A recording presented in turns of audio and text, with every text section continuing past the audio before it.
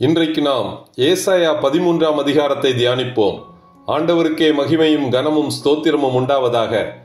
ஆண்டவருடைய கோபத்தின் கோலாக, சினத்தின் தண்டாயுதமாக திக்லாத் பிலேசர், சல்மனேசர், சர்கோன், சனகரிப் போன்ற அசீரிய ராஜாக்கள் பயன்படுத்தப்படுவார்கள். ஆனால் அசீரிய ராஜாக்களோ தங்களுடைய படை பலத்தினால் எல்லா நாடுகளையும் கைப்பற்றியதாக நினைத்து கர்வம் கொள்ளும் போது ஆண்டவர் அசீரிய ராஜாக்களை பாபிலோன் ராஜாவாகிய நேபுகாத் நேச்சாரிடம் ஒப்புக் கொடுப்பார்.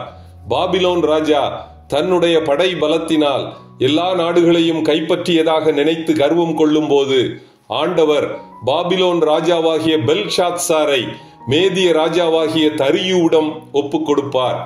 பாபிலோனானது தேவனால் சோதோமும் கொமோராவும் கவிழ்க்கப்பட்டது போல கவிழ்க்கப்படும்.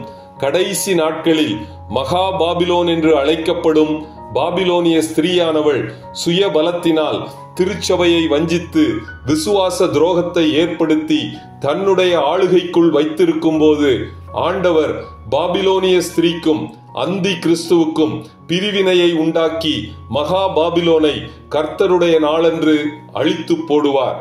இத்துடன் ஏசாயா 13ஆம் அதிகாரம் முடிவடைகிறது. கர்த்தர் தாமே நம் எல்லோரையும் ஆசீர்வதிப்பாராக. ஆமேன்.